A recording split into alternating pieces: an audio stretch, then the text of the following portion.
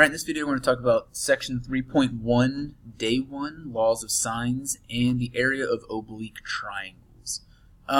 So before we talk about these things, we need to know what an oblique triangle is. An oblique triangle is a triangle that's not a right triangle.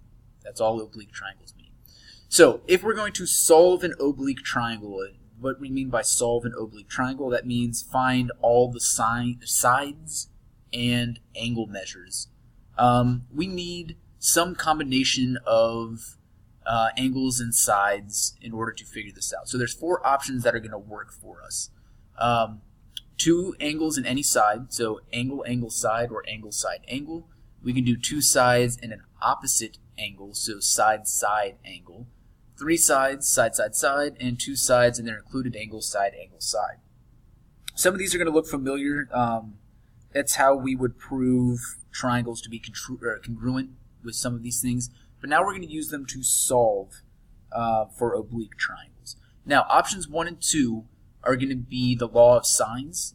We're going to use the law of sines with those 2, and then the second 2, we're going to use the law of cosines, which is going to be in the next section.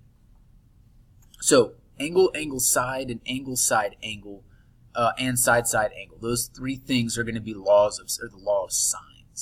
So here is our law of sines. It says if we have some triangle ABC, side A over sine A is equal to side B over sine B, and that is also equal to side C over sine C.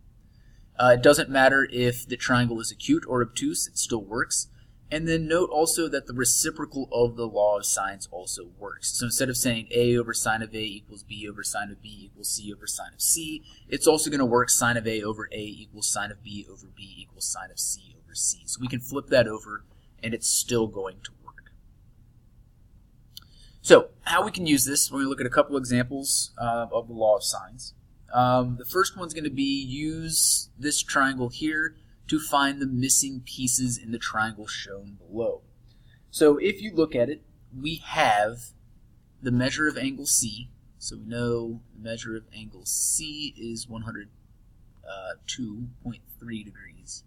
We know the measure of angle B is equal to 28.7 degrees. And we know side B is equal to 27.4 feet. So we have 2 angles and an opposite side, or side rather. So we're looking at angle, angle, side. So we know this is going to be our law of sines and law of sines. So the first thing that we can do, the easiest thing to do first is just find measure of angle A, because we know that every triangle has 180 degrees. So if we have 180 degrees total, we've used 102.3, we've used 28.7. So we know that there's going to be 49 degrees left over. So we found measure of angle A. Now we just need to find side A and side C. So what we have to look for is, if we know we're going to find side A first, let's go with that. We know that A over the sine of A is going to equal B over sine B, C over sine C. So we're trying to find a pairing that we know both things of. We know both things for B. So we can set this equal to B over sine of B. So we don't know side A, but we do know angle A. So we're looking at the the sine of 49 degrees. That's going to be equal to 27.4 feet, because that's B, over the sine of 28.7 degrees, because that's the angle measure of B.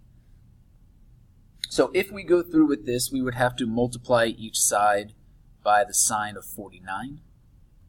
So that's going to be 27.4 over the sine of 28.7, and we'll multiply that by the sine of 49 degrees, and then make sure your calculator's in degrees when we do this. And we're going to get something about 43.06 feet. Now, we could, if we want to, when we go to find C, we could now use A over sine of A, since we know what A is. But it's generally a good idea to use the pairing that they give you, because we had to round to get to this answer. So to find C, it's going to be the same idea. it's going to be c over the sine of 102.3 degrees is going to be equal to 27.4 over the sine of 28.7 degrees. So c is going to be equal to 27.4 over sine of 28.7 degrees times the sine of 102.3 degrees, and that's going to approximately be 55.75 feet.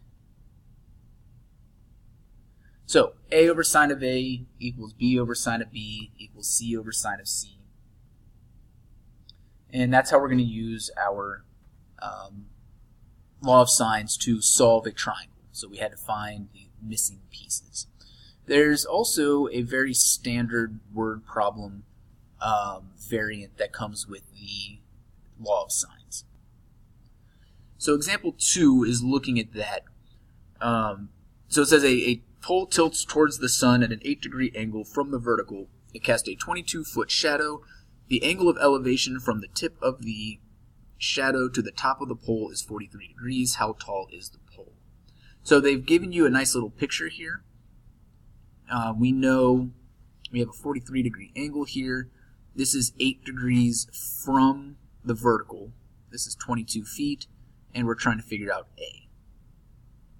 So if we're thinking about our law of sines, I'm trying to figure out A. So we know we're going to say A over the sine of angle A.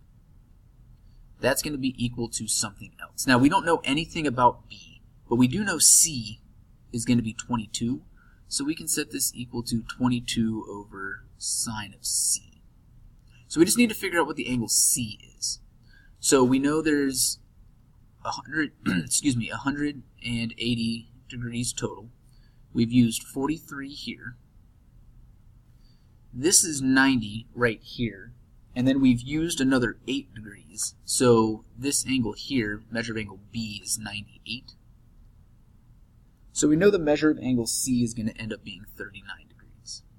So we can put this into our law of sines. So we can say A over the sine of 43 degrees is equal to 22 over the sine of 39 degrees.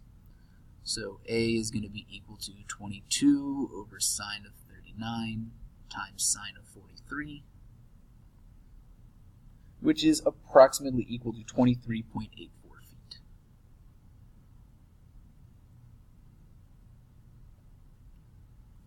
So the next thing we need to talk about in the video is finding the area of oblique triangles.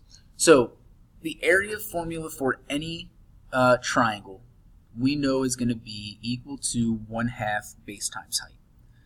But that really only helps us if we have a right triangle or we know the length of a perpendicular segment that is attached to it. So we think 1/2 base times height, but the height's kind of difficult to find sometimes.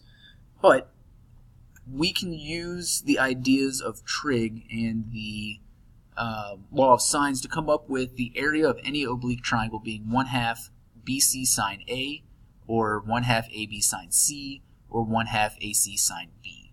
Now where this is going to come from, if we just look at, we'll take this right one here, and we'll just focus on this last one right here, 1/2 AC sine B. It's going to work the same way on this triangle and with the other two formulas.